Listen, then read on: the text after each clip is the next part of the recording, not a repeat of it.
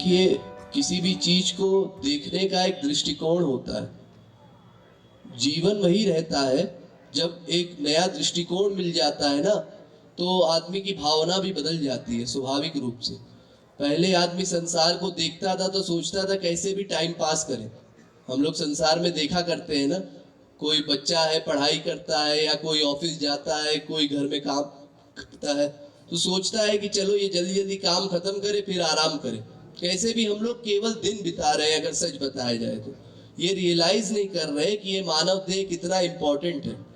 या तो इंद्रियों का भोग कर रहे हैं, कहीं घूमने जा रहे हैं, अच्छा अच्छा खाने पीने का सामान कहाँ मिलता है, अच्छा घूमने की जगह क्या है, बस इसी सब में अपना समय बर्बाद कर रहे हैं। लेकिन अगर यहाँ आ करके आपके भीतर ऐसी भावना बनी है कि हमको इन संसारी वस्तुओं में आसक्ति नहीं करनी है, क्योंकि ये संसारी वस्तुएं कितनी भी अच्छी दिखे, ये स्लो पॉइजन की तरह है।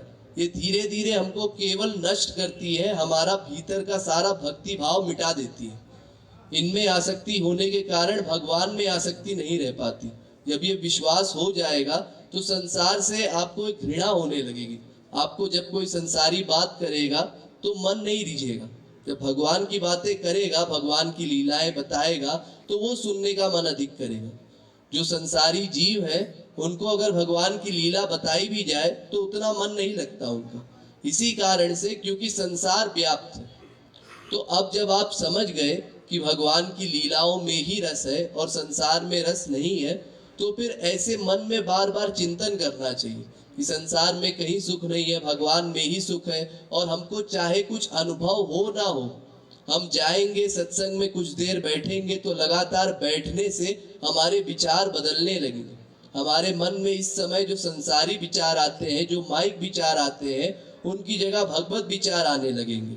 भगवान के बारे में सोचने लगेंगे, उनका ध्यान करने लगेंगे और फिर उसी में तन्मय हो जाएंगे, तल्लीन हो जाएंगे। ऐसी भावना करेंगे तब फिर सत्संग में आने का लाभ होगा। नहीं तो प्रवचन में सुनने के बाद भी अगर आपने सोचा कि चलो ठीक है, बोली तो बहुत अच्छी बात है महात्मा जी ने, लेकिन अब क्या करें, हमने सुन लिया, ज्ञान प्राप्त कर लिया, अब अपने घर बैठ जाते हैं, तो थ्योरिकल ज्ञान का कोई मतलब नहीं निकलेगा जब तक प्रैक्टिकल नहीं हो जाता। और अगर प्रैक्टिकल आपने साधना की तो मान लीजिए अगर इस जन्म में आपका अंतःकरण पूरा शुद्ध नहीं भी हुआ तो भी आपको फिर भगवान अगले जन्म में मानव देह दे देंगे, और जितनी साधना आपने इस जन्म में की है उसका फल अगले जन्म में मिल जाएगा, फिर उसी से आप शुरुआत करेंगे। और अगर इस जन्म में इतना तत्व ज्ञान पाने के बाद भी आप इसका इम्पोर्टेंस नहीं समझेंगे, इसको भुला देंगे, एक कान से सुन करके दूसरे से निकाल देंगे, तो ये भगवान का निरादर है। तो इस कारण से फिर 84 लाख में वो जीव घूमा करेगा। इसलिए इम्पोर्टेंस समझना हर चीज का। शंकराचार्य जी कहते हैं भगवान की ये 3 कृपा है।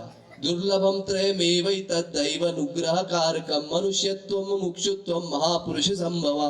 यानी एक मनुष्य शरीर मिल जाना, दूसरा अपने कल्याण की इच्छा होना, और तीसरा सही सही गुरु मिल जाना। ये भगवान की 3 बड़ी कृपाएं हैं। इतनी ही कृपा भगवान कर सकता है किसी जीव पर।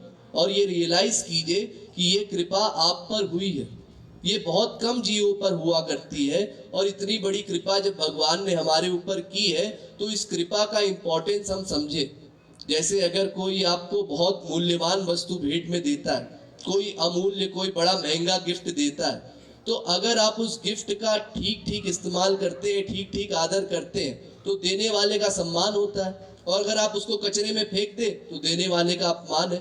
तो ऐसे ही भगवान ने जो कृपा आप पर की है उसका इम्पोर्टेंस समझ करके उसमें अपना मेहनत लगाएंगे, पुरुषार्थ करेंगे, प्रयत्न करेंगे, तब जाकर के उसका फल मिलेगा, नहीं तो कोई फल नहीं मिलेगा।